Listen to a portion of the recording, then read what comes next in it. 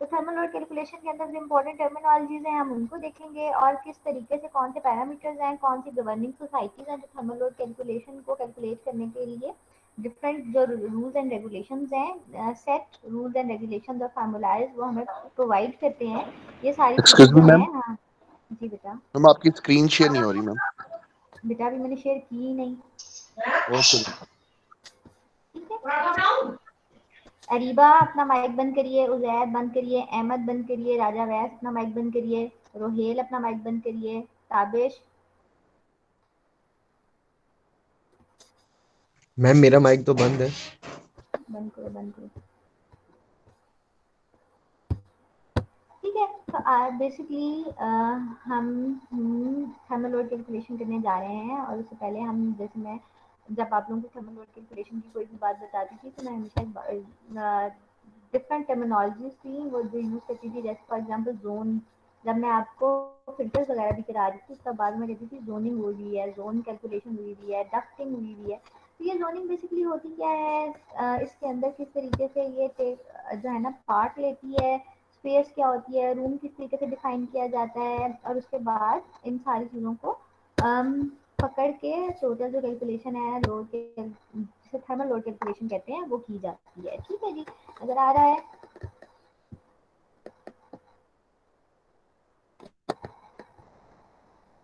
जी ma'am. ठीक,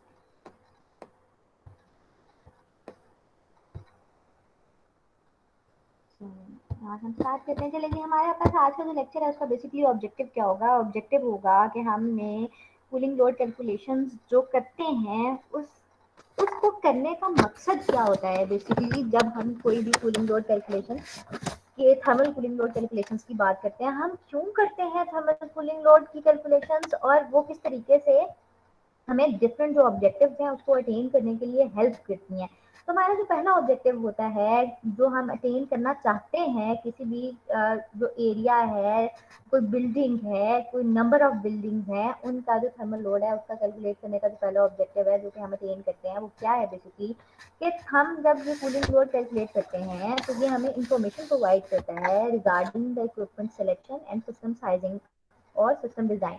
तीन चीजें हो गई हैं, इक्विपमेंट सिलेक्शन हो गया, सिस्टम साइजिंग हो गई और सिस्टम डिजाइन हो गया। Equipment selection, what does it means कि चिलर कौन सा लगेगा, फैन कौन से लगेंगे, ह्यूमिडिफायर्स कौन से लगेंगे, डीह्यूमिडिफायर्स कौन से लगेंगे, डक्टिंग कौन सी होगी, ठीक है, कितनी टाइप की होगी। ठीक है, सिस्टम साइजिंग से क्या मुराद है कि सिस्टम साइजिंग से मुराद है कि 2 टन का होगा, 3 टन का होगा, 50 टन का होगा। जब 2 टन का होगा तब कौन सा सिस्टम लगा हुआ होगा, या 50 टन का होगा तो उसके ऊपर कंप्रेशन का साइकिल लगेगा, एब्जॉर्प्शन का साइकिल लगेगा, कॉम्बिनेशनल साइकिल्स लगेंगे, किस तरीके से वर्क करेगा। System design, what does it mean कि हमारे पास जो आपने जो जोनिंग की है उस बिल्डिंग के अंदर, जैसे 4 रूम एक जोन के अंदर है, 2 रूम एक जोन के अंदर है, वहाँ पे टेम्परेचर प्रेशर टेम्परेचर ह्यूमिडिटी की कंडीशन डिफरेंट है। जो जोन 1 है उसके अंदर टेम्परेचर की और ह्यूमिडिटी की कंडीशन डिफरेंट हैं। उसके अंदर किस तरीके से आप सिस्टम लेके चलोगे, जैसे कहाँ पे ओपनिंग होगी, कहाँ पे विंडोज जो है ना, जो बिल्डिंग डिजाइन के अंदर आएगा कि हमारे पास कहाँ पे विंडोज लगाओगे, कहाँ पे डोर्स होंगे बेसिकली,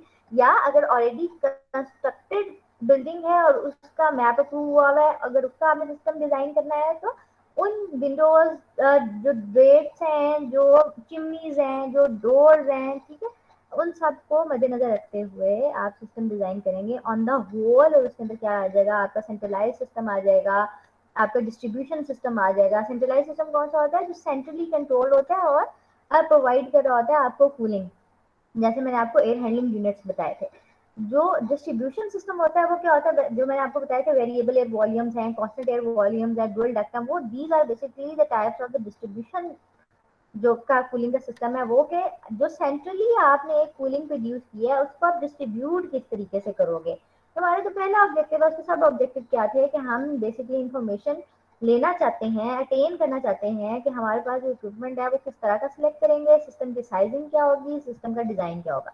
दूसरा क्या चीज हमारा ऑब्जेक्टिव होता है कि हम डाटा एवेलुएट करते हैं और वो ऑप्टिमम पॉसिबिलिटीज फाइंड आउट करने की कोशिश करते हैं कि किस पॉसिबिलिटी के अकॉर्डिंग हम लोड को रिड्यूस कर सकते हैं। फॉर एग्जांपल, जैसे मैंने आपको बताया कि हमारे पास अगर हम लोड कैलकुलेट कर रहे हैं तो हम कहते हैं कि यार there are certain definite rules कि 20 TR तक हमारे पास कंप्रेशन का साइकिल लगा हुआ है, 50 TR के ऊपर अगर एब्जॉर्प्शन के साइकिल लग रहे हैं, तो अगर हम क्या करें कि हम कोई जो विंडो की साइजिंग है उसको ठीक कर दें, डोर जो है अगर वो आपका वुड का है उसको, अगर ग्लास का है सॉरी, तो उसको वुड के अंदर कर दें, फाइबर मटेरियल का कर दें, या जो शेडिंग फैक्टर्स आएंगे विंडो के अंदर, आपने बिल्डिंग्स के अंदर जो बड़ी बिल्डिंग है उनके अंदर आपने देखा होगा कि जो विंडोज होती है उससे गिफ्ट शेडिंग, एक शेड दिया हुआ होता है, एक छाता सा लगा हुआ होता है ताकि डायरेक्ट शेडिंग उस ग्लास के ऊपर ना पड़े, क्योंकि glass is a very good,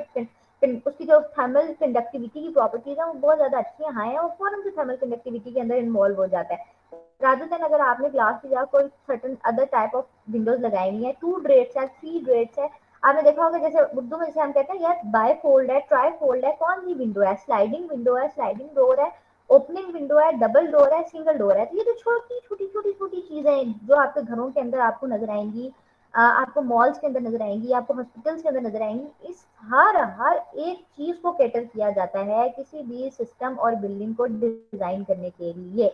और ये सारी चीजें हम मद्देनजर रखते हैं, हम केटर करते हैं ताकि हम वो पॉसिबिलिटीज तलाश कर सकें कि हमारा जो अगर 20 टन का लोड बन रहा है, 50 टन का लोड बन रहा है, 100 टन का लोड बन रहा है, उसको किस तरीके से कम किया जा सकता है ताकि हम एक जो ऑप्टिमम गोल है हमारा वो क्या है कि हम एनर्जी को सेव कर सकें, लेसर इलेक्ट्रिसिटी के ऊपर हम उस जो पूरा सिस्टम है उसको डिजाइन कर सकें और उसको फिर चला भी सकें। हमारे पास ऑन द होल जो इलेक्ट्रिसिटी यूजेज है, जो पावर कंजम्पशन है, वो क्या होनी चाहिए, कम होनी चाहिए।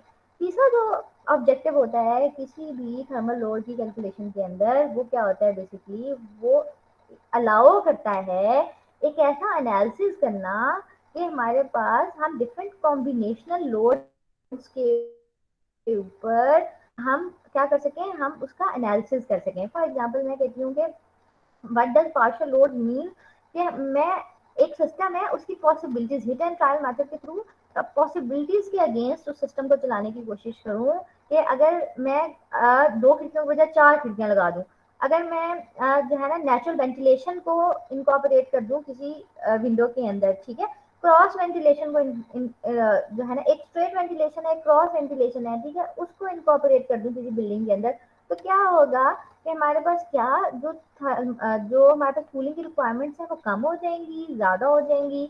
अच्छा मैं डोर की ओरिएंटेशन चेंज कर दूं, अच्छा मैं विंडोज की जो फेसिंग है, अगर वो सन फेसिंग है विंडोज, ठीक है, उनकी जो सन फेसिंग है वो 6 आवर्स रहती है, तो अगर मैं उस विंडो की पोजिशनिंग चेंज कर दूं तो तब क्या होगा, अगर हमारे पास क्या है कि अगर जो बिल्डिंग का मटेरियल है, अगर हम मटेरियल के साथ लाहौर के अंदर अभी बहुत अच्छी कंपनी काम कर रही है कंस्ट्रक्शन की, ठीक है, वन ऑफ जो है ना लीडिंग कंपनीज HVAC की आती हैं, वो क्या करती है बेसिकली, वो जो बिल्डिंग का मटेरियल है उसके साथ प्ले करना स्टार्ट कर देती है, रादर देन जो ब्रिक है, ब्रिक की जगह आप सर्टेन अदर मटेरियल्स जो है ना वो यूज कर सकते हो, उसकी लेयरिंग कर सकते हो, अपनी बिल्डिंग को इंसुलेट कर सकते हो ताकि कूलिंग जो है वो जो भी आपका हीट थर्मल प्रॉपर्टीज है वो इंटरैक्ट रहे उस बिल्डिंग के अंदर।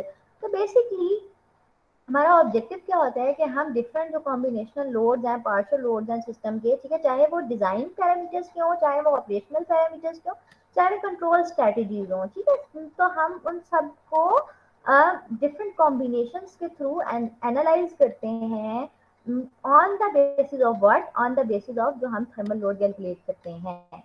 तो अगर मैं कोई शॉर्ट एक वन लाइनर दूं तो वो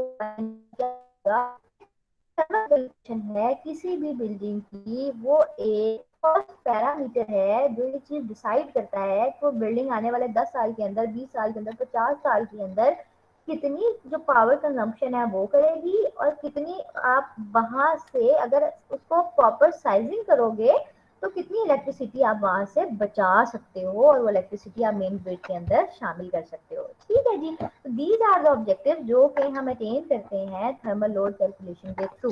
अब इन ऑब्जेक्टिव्स को अटेन करने से पहले वो सारी टर्मिनोलॉजीज जो इन ऑब्जेक्टिव्स के अंदर पार्ट लेंगी अटेन करने के लिए, वो टर्मिनोलॉजीज कौन सी होती हैं, उन टर्मिनोलॉजीज के अंदर one of the leading terminology is कि हमारे पास what is actually space. Space क्या होती है, रूम क्या होता है, जोन क्या होता है, कैसे हम स्पेस और रूम को डिफरेंशिएट करते हैं, रूम और जोन को डिफरेंशिएट करते हैं। ठीक है, But actually the space is either a volume or a site without a partition और a partition room और group of rooms कि ये एक group of room हो सकता है, without partition हो सकता है और partition room भी हो सकता है। यानी क्या है कि ये एक बिगर ट्री है और इस ट्री के अंदर हमारे पास रूम आएगा और जोन आएगा। रूम क्या होता है basically? Room is an enclosed और partition space that is usually treated as a single load. इसको सिंगल लोड के तौर पर ट्रीट करते हैं। स्पेस के अंदर डिफरेंट रूम्स हो सकते हैं, पार्ट ले सकते हैं, लेकिन रूम क्या है आपका एक सिंगल लोड के तौर पे एक्ट करता है। What does actually the single load mean? उसके अंदर जो टेम्परेचर और ह्यूमिडिटी की कंडीशंस होंगी वो एक होंगी। जैसे ही उस पार्टीशन रूम से आप एक रूम से दूसरे रूम के अंदर जाते हो, कब वो जो दूसरी जगह है, दूसरी स्पेस है, कब वो रूम कहलाएगी? जब उस रूम के अंदर जो कंडीशंस हैं वो क्या हो जाएंगी? डिफरेंट हो जाएंगी, उसका लोड डिफरेंट हो जाएगा। लोड बेसिकली डिपेंड किसके ऊपर है? कितने ऑक्यूपेंट्स हैं, उनका बिहेवियर क्या है, इलेक्ट्रिसिटी के कितने कंपोनेंट्स पड़े हुए हैं, खिड़की कहाँ लगी हुई है, दरवाजा कहाँ लगा हुआ है, वेंट्स कितने हैं, ड्रेट्स कितने हैं, इन सारी चीज के ऊपर आपका जो रूम का लोड है वो डिपेंडेंट होता है। जोन क्या है basically? Zone is a space और ग्रुप ऑफ स्पेसेस।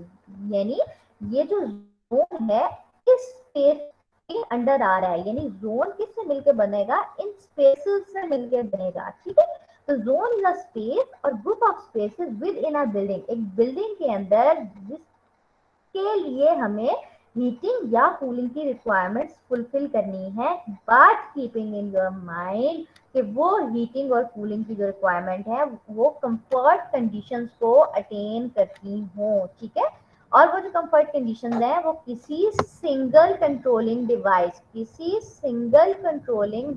के थ्रू आप क्या कर रहे हो? अटेन कर रहे हो। ठीक है, मैं I am again repeating, but actually the zone is actually the space.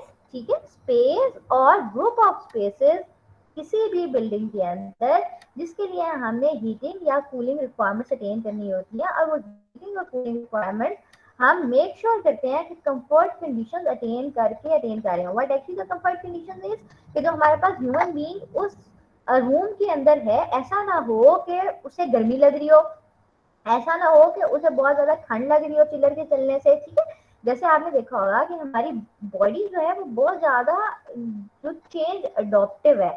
जैसे अगर कुछ बच्चे होंगे, अगर एसी चल रहा है, एसी 22 के ऊपर चल रहा है, तो they are quite comfortable with that. कुछ बच्चे ऐसे होंगे तो 24 के ऊपर एसी चल रहा है बट उनको हल्की हल्की ठंड महसूस होना शुरू हो जाती है। तो ये जो हमारी बॉडी का बिहेवियर है कि वो जो सर्टेन टेम्परेचर्स हैं उनकी तरफ अपना अपना जो बिहेवियर शो करती है, whether the body, human body is comfortable with those conditions और not, that is actually the comfort conditions. और ये कंफर्ट कंडीशंस अगर हम जनरली जो एशरे ने या एससीसीए ने डिसाइड की हुई है उनके अकॉर्डिंग लेंगे तो वो क्या होंगी? वो आपकी थर्मल कंफर्ट कंडीशंस होंगी इन द एयर कंडीशनिंग, और आपने ये अटेन करनी है बाय कंट्रोल करनी है एक सिंगल डिवाइस के through. So this is the difference between the space, the room and the zone. ठीक है, जब भी आप जो आपको प्रोजेक्ट मिलेगा उसके अंदर आप ये डिफाइन करोगे कि आपका जो जोन है वो कितनी स्पेसेस से मिलकर बना हुआ है या आपके जोन के अंदर कितने रूम्स लाए करते हैं। ठीक है जी, द नेक्स्ट इज कि हमारे पास British thermal unit. British thermal unit आपने ऑलरेडी भी पढ़ा हुआ है कि बीटीयूज क्या होते हैं। बीटीयूज बेसिकली लीड करता है टर्न ऑफ रेफ्रिजरेशन को, यहाँ पे करेगा टर्न ऑफ एयर कंडीशनिंग को, और जो वॉट्स हैं कितने वॉट्स पर सिस्टम होगा उसके साथ रिलेशनशिप निकालने के लिए। So that's why it's a quick जो है ना क्या है रिवीजन है कि व्हाट एक्चुअली द बीटीयूज आर। बीटीयूज क्या है? heat required to raise 1 pound of water by 1 degree Fahrenheit. For example, अगर 590 degree Fahrenheit to 600 degree Fahrenheit अगर आप रेज करते हो टेम्परेचर, तो that is basically your 1 British thermal unit. ठीक है, एयर कंडीशनर्स को यूजली रेट किया जाता है बीटीयूज के अंदर। बीटीयूज क्या होते हैं? 12,000 बीटीयूज पर आवर इक्वलेंट होता है किसके? 1 टन के। और when it's about the 1 ton जो है ना भी किसके इक्वलेंट हो रहा होता है? तो हमारे पास 3516 वॉट्स और 3.516 किलो वॉट की इक्विवेलेंट हो रहा होता है। ठीक है जी, तो in the other words 1 ton is equal to 12,000 BTU per hour and 12,000 BTU per hour is equal to 3516 watt और 3.561 किलोवाट इक्वल होता है। व्हाट डज इट मीन कि हमारे पास 1 टन भी इक्वलेंट होगा किससे, हम निकाल सकते हैं। अच्छा जी, अब हमारे पास अगली टर्मिनोलॉजी आ गई, that is cooling load temperature, CLTD method भी बोलते हैं इसको, ठीक है। एक सीएलएफ मेथड होता है, एक होता है सीएलटीडी मेथड। सीएलटीडी मेथड बेसिकली इसके थ्रू हम आगे जाके हम निकालेंगे आपका जो टेम्परेचर डिफरेंस है आपकी जो वॉल और जो रूफ है किसी भी बिल्डिंग का उसके अराउंड। तो कूलिंग लोड टेम्परेचर डिफरेंस क्या होता है, it's an equivalent temperature difference used for calculating the instantaneous external cooling load across a wall or roof. ठीक है, what does actually important here is हमारे पास instantaneous external cooling load। Instantaneous का मतलब क्या है कि जो उसके ऊपर पड़ रही है, मतलब लाए कर रही है। फॉर एग्जाम्पल वॉल के ऊपर कोई रेडिएटिव जो हीट ट्रांसफर हो रहा है रेडिएशन के थ्रू, जो सनलाइट का हीट ट्रांसफर हो रहा है रूफ के ऊपर, जो आपका जो हीट ट्रांसफर हो रहा है, जो उस इंस्टेंट के ऊपर टेम्परेचर डिफरेंस होगा। किसका टेम्परेचर डिफरेंस होगा, जो आपका आउटसाइड का और इनसाइड का टेम्परेचर डिफरेंस होगा, that is basically cooling load temperature difference. और इसकी बेसिस के ऊपर आप आगे जाके थर्मल लोड कैलकुलेट करोगे वॉल और रूफ के अगेंस्ट। ठीक है, सेंसिबल हीट गेन्स क्या होते हैं, यहाँ पे आप बार बार सुनोगे कि सेंसिबल हीट गेन है, एक लेटेंट हीट गेन है। हमने सेंसिबल हीट और लेटेंट हीट पढ़ी भी थी, ठीक है। अब यहाँ पे sensible heat gain, latent heat gain, radiant heat gain और इन सारा का आपस में कनेक्शन क्या होता है, और ये किस तरीके से आप सेंसिबल हीट गेन और लेटेंट हीट गेन कैलकुलेट करोगे for the human bodies as well, और जो आपके इक्विपमेंट्स हैं उनके लिए आगे जाके आप उसको कैलकुलेशन से पहले पहले ये देख लो कि सेंसिबल हीट गेन्स होते क्या हैं।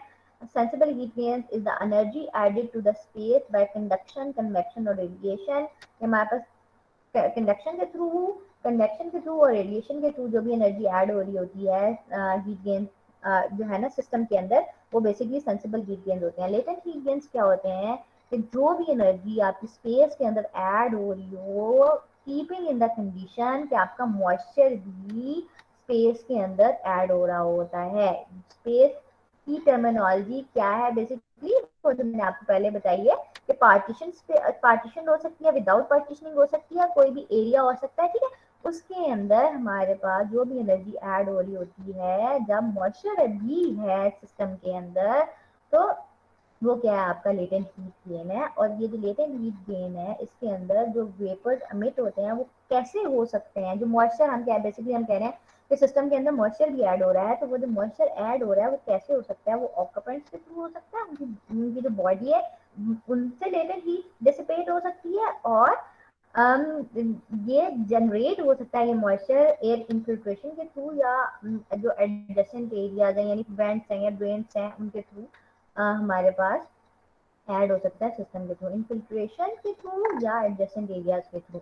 रेडिएंट हीट गेन क्या होती है, रेडिएंट हीट गेन होता है rate at which heat absorb is by the surfaces enclosing the space and the object within the space। जैसे मैंने आपको बताया कि वॉल्स हैं, रूफ्स हैं, ठीक है, विंडोज के जो ग्लास हैं उनके ऊपर जब डायरेक्ट आपकी सनलाइट जो है ना उसकी रेज फॉल कर रही होती है, तो वो क्या करते हैं उसको एब्जॉर्ब करते हैं, और ये जो रेडिएशंस हैं बेसिकली सन रेज की, जब वो फॉल कर रही होती हैं तो उनकी जो एब्जॉर्बिविटी होती है, ट्रांसमिटिविटी होती है, ठीक है, उन अल्फा बीटा गैमा जो है आगे जाके हम देखेंगे भी कि वो जो अल्फा बीटा और गैमा हम कैलकुलेट कर रहे होते हैं, वो ट्रांसमिटिविटी या एब्जॉर्बिविटी फैक्टर्स हम कैलकुलेट कर रहे होते हैं, वो सारे क्यूमुलेटिवली क्या बना रहे होते हैं, रेडिएंट हीट गेन्स बना रहे होते हैं आपके सिस्टम का।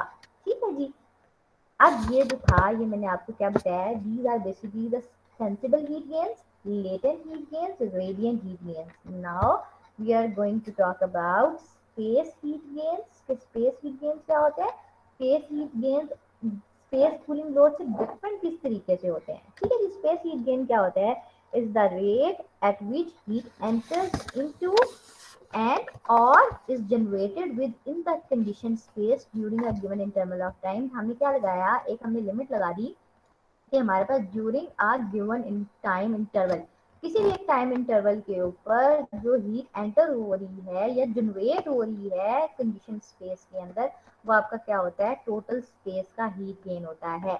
अब अगर मैं इसको इन अदर वर्ड्स के अंदर डिफाइन करना चाहूँ तो क्या मैं ये कह सकती हूँ कि space heat gain is basically a cumulative property of latent heat gains and sensible heat gains, यानी सेंसिबल हीट गेन्स और लेटेंट हीट गेन्स के थ्रू जो होती हैं प्रॉपर्टीज वो क्या होती हैं, कम्युलेटिवली पार्ट कर रही होती हैं किसके अंदर, हमारे पास स्पेस हीट गेन्स के अंदर। ठीक है जी, give me a moment please.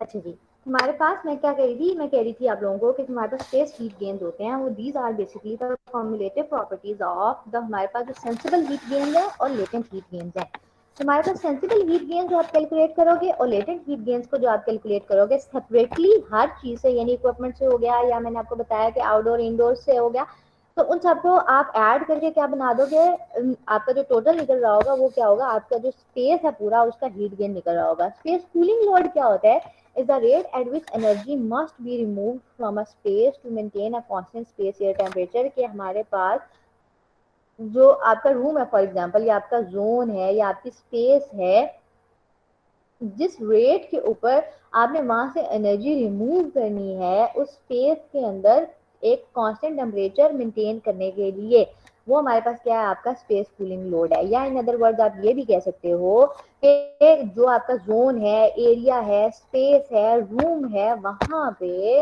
वो रेट जहां जिसके थ्रू जिस पे उस रेट जिस पे आप एनर्जी रिमूव कर रहे होंगे वहां पे कंफर्ट कंडीशंस अटेन करने के लिए, ह्यूमन को थर्मल कंफर्ट प्रोवाइड करने के लिए आप जिस जगह से जिस रेट के ऊपर एनर्जी रिमूव कर रहे होगे, that is basically the space cooling load कहलाता है। ठीक है जी, स्पेस हीट एक्सट्रैक्शन रेट क्या होता है कि rate at which heat is remove from the condition space and is equal to space cooling load if the room temperature remain constant, कि हमारे पास जो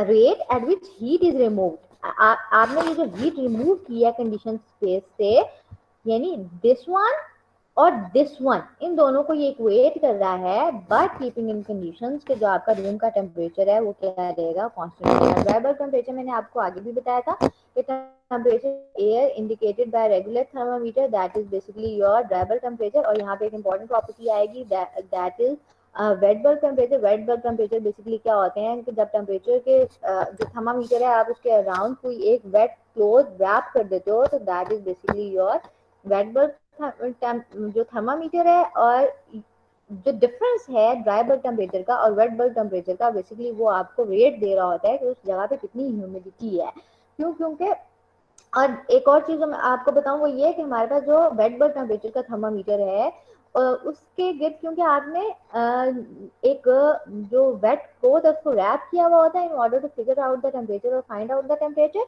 तो उसका टेम्परेचर हमेशा जो आपका ड्राई बल्ब का टेम्परेचर है उससे कम होगा। It's mean whenever there is humidity, आपका वहां पे कोई ना कोई मॉइस्चर कंटेंट होगा, तो वहां पे जो टेम्परेचर है उस वो टेम्परेचर कम होगा रादर देन जो आपका ड्राई बल्ब टेम्परेचर होगा उससे। ठीक है जी। इसके अलावा द रेट ऑफ एवेपोरेशन, ये चीज मैंने आपको बता दी है। अच्छा, एवेपोरेशन जो है हमेशा स्लोअर होगी जब air full of water vapour होगी। इस एग्जांपल मैं हमेशा से आपको देती होती हूँ, मैं पहले भी आपको दिया है कि जो आपका फॉर एग्जांपल ये जो लाहौरी कूलर होते हैं, अगर आपकी ह्यूमिडिटी एनवायरनमेंट के अंदर बहुत ज़्यादा है तो वो काम करना कम कर देते हैं, कूलिंग प्रोड्यूस करना कम हो जाती है उनसे, ड्यू टू जो आपका एटमॉस्फेयर है उसके अंदर जो मॉइस्चर कंटेंट है वो बहुत ज़्यादा है इसलिए। ठीक है, अच्छा जी, ड्यू पॉइंट टेम्परेचर्स क्या होते हैं? Dew point temperatures are basically the temperature at which the air must be cooled in order to reach saturation. जो पॉइंट है, या at which the condensation of the water vapors in a space begins for a given state of humidity and pressure.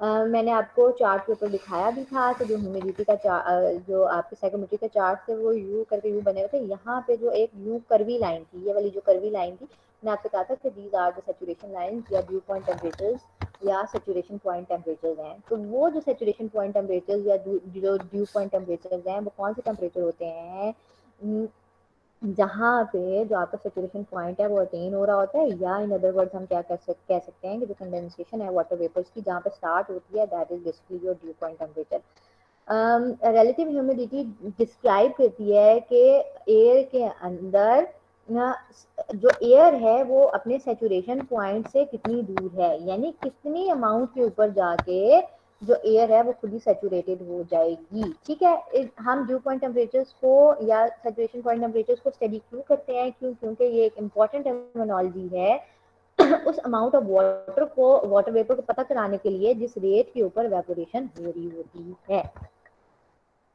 Thermal transmittance और heat transfer coefficient यानी you factor जो होता है किसी भी बिल्डिंग के अंदर, वो बेसिकली क्या होता है? The rate of heat flow through a unit area of the building envelope material or assembly including its boundary films per unit of temperature difference between the inside and outside air। आपका वो rate जहाँ पे जो heat flow कर रहा होता है किसी भी बिल्डिंग के एनवेलप के अंदर से, बिल्डिंग के इन्वेलप से मुराद क्या है बेसिकली कि टोटल जो आपका बिल्डिंग है, यानी अगर वो ब्रिक से बना हुआ है, वो फाइबर ग्लास से बना हुआ है, वो जिस भी मटेरियल से बना हुआ है, अगर वो जो बिल्डिंग का मटेरियल है या असेंबली है, फॉर एग्जांपल अगर आप लोगों ने एक नई वीडियो देखी है सिस्टम के अंदर कि ये जो नया पाकिस्तान के घर बनाने स्टार्ट किए हैं इन्होंने, गैल्वेनाइज्ड स्टील से बनाने शुरू किया है इन्होंने। तो ये जो गैल्वेनाइज्ड स्टील है ये बेसिकली क्या है कि आपका मटीरियल है, और गैल्वेनाइज्ड स्टील के जो स्ट्रक्चर है उसके थ्रू क्या हो रही है? असेंबली हो रही है। तो ये जो आपका यूनिट एरिया ऑफ द जो बिल्डिंग इन्वेलप का जो मटेरियल है या असेंबली है उसके ऊपर से जो हीट फ्लो हो रहा है, उस यूनिट एरिया के अंदर से जो हीट फ्लो हो रहा है, बेसिकली दैट इज योर जो थर्मल ट्रांसमिटेंस यूनिट है। But keeping in your mind कि ये रेट होगा किसके साथ? टेम्परेचर डिफरेंस के साथ। और वो टेम्परेचर डिफरेंस किसके बीच होगा? आउटसाइड और इनसाइड एयर के बीच टेम्परेचर डिफरेंस होगा। इसका जो यूनिट है दैट इज व्हाट पर मीटर स्क्वायर केल्विन है। ये जो थर्मल ट्रांसमिटेंस या हम हीट ट्रांसफर कोएफिशिएंट की बात करते हैं, यू फैक्टर की बात करते हैं, इस ये बेसिकली बहुत ही क्या कहते हैं कि क्लोजली रिलेटेड है किसके साथ? थर्मल रेजिस्टेंस के साथ। और ये थर्मल रेजिस्टेंस है ये बेसिकली क्या होता है? ये रेसिप्रोकल होता है हीट ट्रांसफर कोएफिशिएंट का। और इसका यूनिट क्योंकि रेसिप्रोकल है तो ये जो आपका ये मीटर स्क्वायर केल्विन है इसका क्या हो जाएगा? ये उल्ट हो जाएगा। ठीक है, फॉर एग्जांपल एक वॉल है, उसकी यू वैल्यू है 0.25 और इसकी थर्मल आपने रेजिस्टेंस निकालनी है, तो आर क्या हो जाएगा? 1/u हो जाएगा। तो क्योंकि वॉल की वैल्यू 0.25 है तो 1 को डिवाइड कर दिया आपने 0.25 के साथ, तो उसके जो थर्मल रेजिस्टेंस की वैल्यू है वो 4 निकल आएगी। आगे जाके जब हम बिल्डिंग डिजाइन करेंगे तो उसके अंदर जो भी बिल्डिंग आप सिलेक्ट करोगे या प्रोजेक्ट के अंदर जो भी बिल्डिंग आप सिलेक्ट करोगे, वहां पे वो वॉल जिस मटेरियल से बनी हुई होगी, जितनी नंबर ऑफ लेयर्स के साथ बनी हुई होगी, फॉर एग्जांपल अगर मैं पाकिस्तानी एनवायरनमेंट की बात करूं तो उसके अंदर वॉल हमारे पास ब्रिक से बनी हुई होती है, सीमेंट हो सकता है या ब्रिक और प्लास्टर ऑफ पेरिस हो सकता है। सर्टन ये जो मॉडर्न बिल्डिंग है उनके अंदर तो आप ये देखेंगे कि एक क्या होगी? आउटसाइड एयर फिल्म हो गई, यानी कि जो आउटसाइड एयर है, फिर क्या है? आपकी सीमेंट की लेयर आ गई, फिर क्या है? आपकी ब्रिक्स आ गई, फिर इनसाइड सीमेंट की लेयर आएगी और फिर इनसाइड जो आपकी एयर फिल्म है वो आ गई। इन सब की जो थर्मल रेजिस्टेंस है आप इनको ऐड करके क्या निकालोगे? उस वॉल की टोटल थर्मल रेजिस्टेंस निकालोगे। फिर अगर उस वॉल आपने एक रूम सिलेक्ट किया हुआ है तो क्योंकि उसके अंदर 4 दीवारें हैं तो उन 4 दीवारों को आप क्या करोगे? उससे मल्टीप्लाई कर दोगे। तो इस तरीके से इम्पॉर्टेंट है थर्मल रेजिस्टेंस निकालना कि उस मटेरियल के अंदर कितनी प्रॉपर्टी है हीट को ट्रैप करने की, चाहे वो इनसाइड हो या आउटसाइड हो, या उसको ट्रांसमिट करने की from the outside to the inside of the value. ठीक है जी, ये जो आर की वैल्यू है ये रिप्रेजेंट करती है थर्मल रेजिस्टिविटी की और ये रेसिप्रोकल होता है थर्मल कंडक्टिविटी का। अच्छा जी, you have to understand one thing before the calculation of thermal load calculation कि आपको कूलिंग करने के लिए कोई ना कोई अमाउंट ऑफ हीट रिमूव करना पड़ेगा सिस्टम में से, तभी जाके क्या होगा, कूलिंग प्रोड्यूस होगी। लेकिन ये तब होगा जब आपकी जो आउटसाइड कंडीशंस हैं वो हॉट होंगी, ठीक है। But if the outside conditions are cold, तो आपको क्या करना पड़ता है, सिस्टम के अंदर हीट, वो जो आप पहले आप कह रहे हो आप रिमूव करते हो हीट, अब आपको करना क्या पड़ रहा है, सिस्टम के अंदर हीट ऐड करनी पड़ रही है, तो उसको क्या कहते हैं, आप हीटिंग कहते हैं। तो बेसिकली ये जो आपका थर्मल लोड कैलकुलेशन है किसी भी बिल्डिंग का, it depends on the outside and inside conditions, and depends on the weather, it depends on the time interval, it depends on the selection of the time, कि हमारे पास इन सारे factors को consider करते हुए कि हमने इधर या तो हीट रिमूव करनी है या हमने हीट ऐड करनी है, और ये ही बेस बनाएगी किस चीज के लिए, कैलकुलेशन करने के लिए आपकी जो थर्मल लोड है उसको किसी भी बिल्डिंग के। The next is that the heat gain और heat loss to a building depends on, आपका जो heat gain है किसी भी building के अंदर या heat loss है वो किन फैक्टर्स के ऊपर डिपेंड कर रहा होगा, वो फैक्टर्स किस तरीके से एड कर रहे होंगे सिस्टम के लॉसेस के अंदर या सिस्टम के गेन्स के अंदर, और वो जो लॉसेस और गेन्स हैं वो किस टर्मिनोलॉजी में होंगे, वो आपके हीट गेन्स होंगे या हीट के लॉसेस होंगे, ठीक है, या हीट इंट्रैक्शन होगी। पहला जो चीज़ है जिसके ऊपर सिस्टम के हीट गेन और हीट लॉस डिपेंड करते हैं वो डिपेंड करते हैं टेम्परेचर डिफरेंस, जैसे मैंने आपको बताया कि टेम्परेचर डिफरेंस जो आपका आउटसाइड और इनसाइड का टेम्परेचर डिफरेंस है, कि आउटसाइड कितना टेम्परेचर है इस टाइम पे एयर का और इनसाइड पे कितना टेम्परेचर है एयर का, ठीक है। inside of what, inside of the building, inside of the room, inside of the space, inside of the zone, ठीक है, जो कि आप जोन सेलेक्ट करते हो, नंबर ऑफ स्पेसेस सेलेक्ट करते हो, रूम सेलेक्ट करते हो, उसके अंदर का टेम्परेचर, और आउटसाइड इट जो एटमॉस्फेरिक टेम्परेचर है आप उनका जो डिफरेंस होगा इसके ऊपर डिपेंड करता है कि बिल्डिंग का कितना भी हीट गेन है और कितना भी हीट लॉस है। जो सेकंड चीज है जिसके ऊपर जो हीट गेन और हीट लॉसेस डिपेंड करते हैं, दोज आर एक्चुअली कि हमारे पास टाइप ऑफ कंस्ट्रक्शन क्या हुई है, जो अमाउंट ऑफ इंसुलेशन है किसी भी बिल्डिंग के अंदर वो किस टाइप की है, क्या सीलिंग हुई है, क्या वॉल्स के ऊपर कौन सा मटेरियल यूज हुआ है। फॉर एग्जांपल अगर हम कहते हैं, जैसे मैंने आपको एग्जांपल भी दी कि दो आइडेंटिकल बिल्डिंग्स अगर हम सेलेक्ट कर लें, बिल्कुल एक जैसी बिल्डिंग है लेकिन एक जो है वो ग्लास की है और जो दूसरी है वो ब्रिक की है, सिर्फ हमने क्या किया, जो मैंने अभी आपको बताया, जो बिल्डिंग इन्वेलप है, जो बिल्डिंग मटेरियल है वो हम क्या कर रहे हैं, हम चेंज कर रहे हैं। तो ऑब्वियसली जो ग्लास मटेरियल की बिल्डिंग होगी उसके लिए जो आपकी कूलिंग की प्रॉपर्टीज रिक्वायर्ड होंगी, कूलिंग का लोड रिक्वायर्ड होगा वो मच मच हायर होगा रादर देन जो आपकी ब्रिक से बनी हुई बिल्डिंग होगी। ये क्यों होगा, क्योंकि जो ग्लास की जो थर्मल कंडक्टिविटी होती है, जो यू वैल्यू होती है, जो थोड़ी देर पहले मैंने आपको बताई, जो थर्मल रेजिस्टेंस की प्रॉपर्टीज होती हैं वो बहुत ज्यादा हाई होती हैं as compare to the brick. And other जो इस चीज को, ये जो थर्मल कंडक्टिविटी की वैल्यूज हैं इनको एड करेगी जो प्रॉपर्टी वो ये होगी कि जो ग्लास है वो हमारे पास क्या है, ट्रांसपेरेंट है, उसके अंदर जो रेडिएटिव प्रॉपर्टीज हैं आपकी जो सन रेज की वो भी उसमें से पास कर रही होंगी, ट्रांसमिशन एब्जॉर्प्टिविटी तो आ रही है लेकिन उसके साथ साथ क्या है, ट्रांसमिटिविटी की भी प्रॉपर्टीज ऐड हो रही हैं। तो उस ट्रांसमिशन की वजह से, किस ट्रांसमिशन ऑफ व्हाट, वो जो आपकी सन की रेज है उस ट्रांसमिशन ऑफ सन रेज, जो रेडिएटिव हीट ट्रांसफर उसके अंदर हो रहा है उसकी वजह से भी उसका जो हीट गेन है वो हाई हो जाता है और उसका टेम्परेचर भी क्या हो जाएगा, हाई हो जाएगा। सो दैट्स व्हाई हमेशा जब भी आप थर्मल लोड कैलकुलेट करोगे तो बिल्डिंग के मटेरियल को आप बहुत कीनली ऑब्जर्व करोगे, उसकी जो लेयर्स हैं, उसकी जो इंसुलेशन है वो भी आप कीनली ऑब्जर्व करोगे, इधर वो वॉल्स के अंदर आती हैं या इधर वो सीलिंग के अंदर आती हैं, कि आपकी डबल सीलिंग हुई हुई है, लेयर्ड सीलिंग हुई हुई है, कौन सी टाइप की सीलिंग हुई हुई है उस बिल्डिंग के अंदर, कितने फीट नीचे जो है ना भाई आपका जो छत है उससे कितनी नीचे सीलिंग हुई हुई है, क्या वो ड्रॉप्ड है, क्या वो जो है ना अटैच्ड है, कौन सी टाइप की सीलिंग हुई हुई है, उस चीज को भी प्लस जो सीलिंग का मटेरियल है उसको भी आप केटर करोगे, ठीक है जी। नेक्स्ट जो चीज है कि आपकी बिल्डिंग का जो शेड है उस वो कितना है, यानी आपकी एक जो बिल्डिंग है उसकी फेसिंग क्या है, क्या वो साउथ फेसिंग है, क्या वो नॉर्थ वेस्ट फेसिंग है, क्या वो वेस्ट साउथ फेसिंग है, क्या वो साउथ ईस्ट फेसिंग है, उसकी जो फेसिंग है बेसिकली वो क्या है और उसकी फेसिंग के अंदर क्या क्या आता है, बेसिकली वो विंडोज हो सकती हैं, वॉल्स हो सकती हैं, रूफ हो सकती है, ठीक है।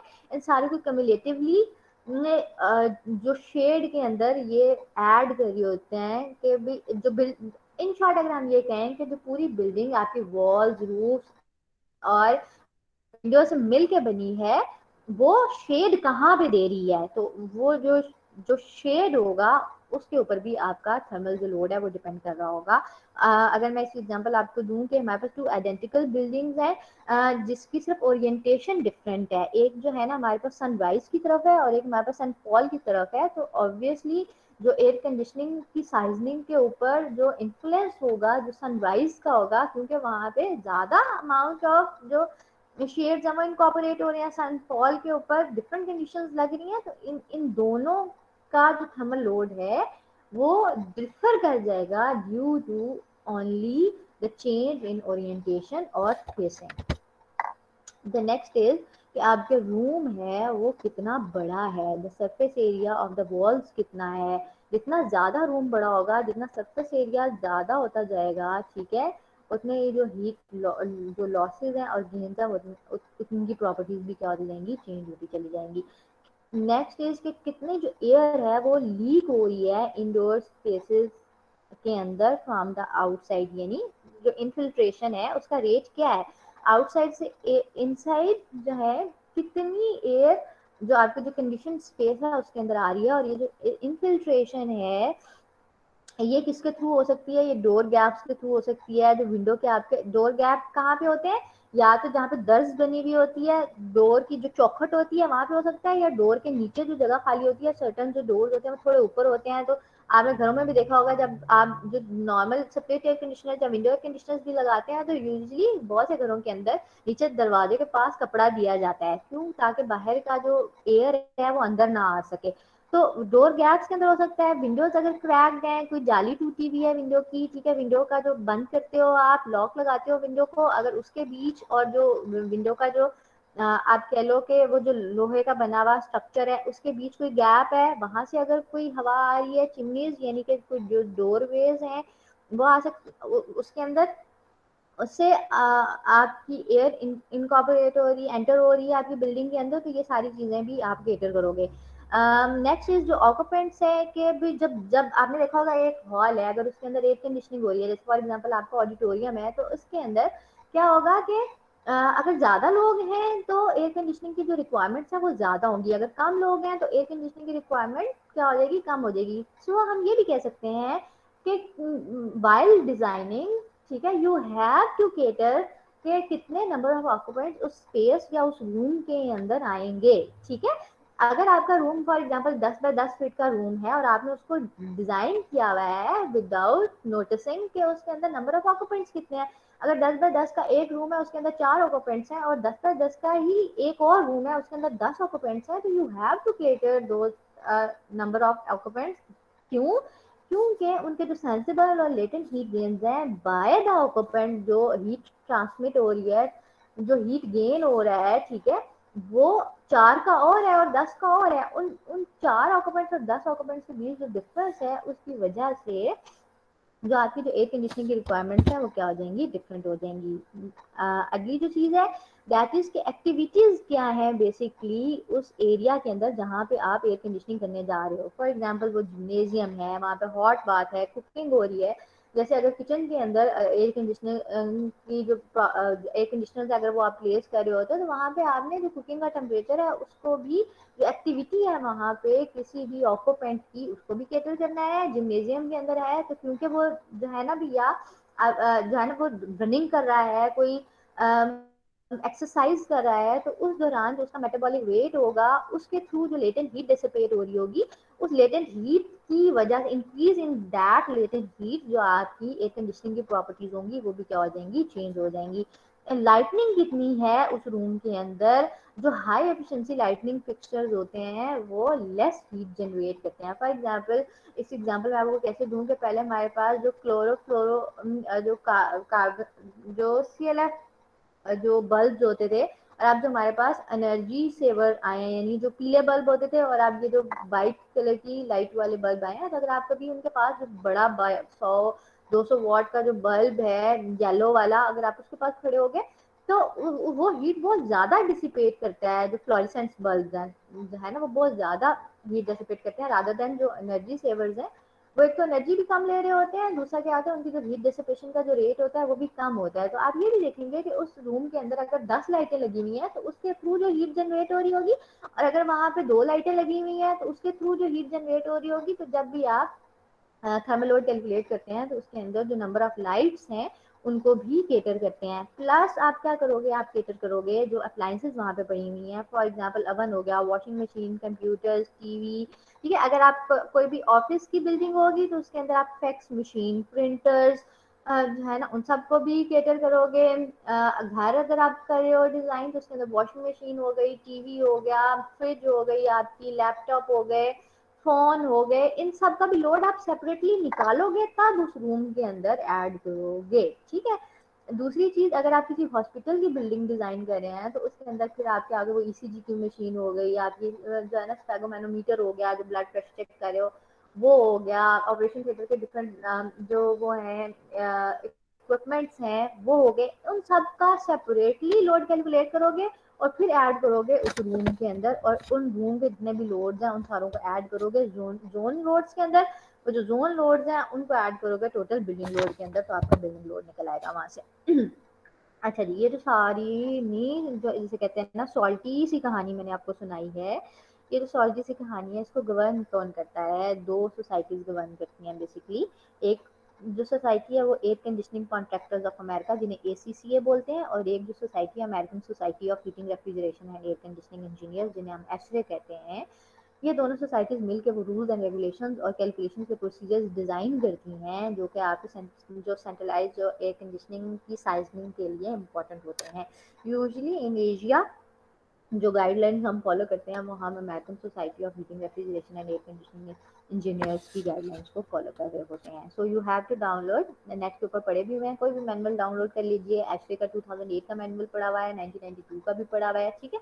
तो अब उस मैनुअल को डाउनलोड कर लीजिए क्योंकि वहाँ से आप वैल्यूज उठाओगे while designing of the building, जो कि मैं आपको latent heat, sensible heat gains बता रही हूँ, मेटाबॉलिक रेट्स बता रही हूँ। जिम्नेजियम के अंदर सीटेड वर्क का जो लेटेंट हीट गेन है, लेटे हुआ जो इंसान है ऑक्यूपेंट किसी भी बेड के ऊपर बैठा हुआ जो ऑक्यूपेंट है, ठीक है, उसका जो लेटेंट हीट है, सेंसिबल हीट गेन है, वो क्या होगा? डिफरेंट होगा। तो वो आप चार्ट के अंदर से उठाओगे। ये जो मैंने आपको थर्मल रेजिस्टिविटीज की वैल्यूज बताई हैं, ठीक है, कंडक्टिविटीज की वैल्यूज आप निकालोगे, रेजिस्टिविटीज की जो वैल्यूज हैं ब्रिक की क्या होगी, प्लास्टर ऑफ पेरिस की क्या होगी, ठीक है, फाइबर ग्लास की क्या होगी, गैल्वेनाइज स्टील की क्या होगी, ये सारी हम क्या उठाएंगे, हम उन चार्ट से उठाएंगे और फिर इनको ऐड कर देंगे। Heat flow rates cumulatively lead करते हैं किसी भी थर्मल लोड कैलकुलेशन को, ठीक है जी। अब वो जो हीट लोड थे, हीट फ्लो रेट्स थे, वो कौन कौन से थे? वो स्पेस हीट गेन्स थे। What does actually the space heat gain mean? कि कितनी हीट एनर्जी स्पेस के अंदर एंटर हो रही होगी। स्पेस कूलिंग लोड क्या है? कितनी एनर्जी आपने रिमूव करनी है स्पेस से, ठीक है। तो क्वेश्चन आ सकता है ना, what is the difference between the space heat gain and the space cooling? तो जितनी अमाउंट ऑफ एनर्जी आपने स्पेस कूलिंग से रिमूव करनी है वहां पे टेम्परेचर और ह्यूमिडिटी कांस्टेंट रखने के लिए, that is basically your space cooling load. Space heat extraction क्या होती है कि कितनी एनर्जी आपने रिमूव करनी है स्पेस से। कूलिंग लोड क्या होता है? कॉइल के ऊपर, यानी जो आप कूलिंग लोड मतलब कूलिंग प्रोवाइड कर रहे हो, सेंट्रली जो कूलिंग प्रोवाइड कर रहे हो, that is basically your total cooling load. Cooling load is how much energy is removed by the cooling coil serving various spaces plus any load external to the spaces such as duct heat gain, duct leak। यानी आप देखें कि जो आपका total thermal heat gain होगा उसके अंदर 2 part हो गए हैं। एक पार्ट तो वो हो गया है जो आपने सेंसिबल और लेटेंट हीट गेन्स निकाले हैं, ठीक है, वो ऑक्यूपेंट के थ्रू हो सकते हैं, वो इक्विपमेंट्स के थ्रू हो सकते हैं, वो एक्सटर्नल कंडीशंस आ गई, internal condition, radiative heat transfer हो गए, ट्रांसमिटिविटी की प्रॉपर्टीज हो गई, ठीक है, ग्लास की प्रॉपर्टीज हो गई, आपकी ब्रिक की प्रॉपर्टीज हो गई। एक तो ये चीजें हो गई। ये तो वो चीजें हैं जो आप केटर कर रहे हो, सामने सामने आपको नजर आ रही है कि इनके थ्रू हीट आ सकती है सिस्टम के अंदर, ठीक है, इन्फिल्ट्रेशन होगी, वेंटिलेशन के रेट्स हो गए, ठीक है। लेकिन इसके साथ एडिशनली भी सिस्टम के अंदर हीट आ रही होगी, और वो हीट किसके थ्रू आ रही होगी? वो डक्ट में से लीकेज हो सकती है। यानी आपने सेंट्रलाइज सिस्टम लगाया है ना, वो डक्ट में से लीकेज हो सकती है। वो जो आपने सिस्टम के अंदर एक सेंट्रलाइज फैन लगाया हुआ है फैन की हीट हो सकती है, या जो आउटडोर मेकअप एयर है वो एंटर हो सकती है किसी भी मीन के थ्रू बिल्डिंग के अंदर। तो आपने इन सारों को कैटर करके जो एनर्जी इन सारों को, ये जो ऐड हो रही है एनर्जी, इसका जो सम है, इसके जो एनर्जी रेट है उसको रिमूव करने के लिए जो टोटल आपको पावर चाहिए, that is basically your cooling load.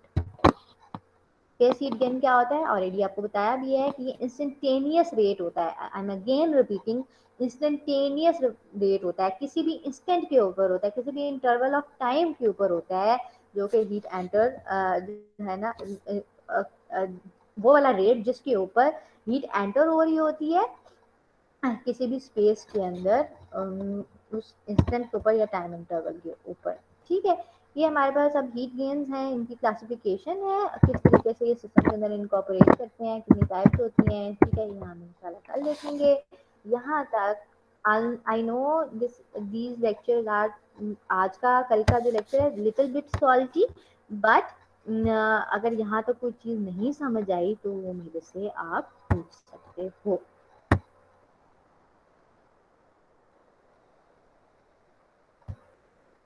Any question? Ma'am आवाज़ आ रही है आपको? जी बता रही है। Thank God. अच्छा एक्चुअली सॉरी मैम, एक्चुअली पहले बोलना चाह रहा था, माइक अनम्यूट नहीं हो रहा था। मैम मैं इंटर्नशिप कर रहा था HVAC साइट पे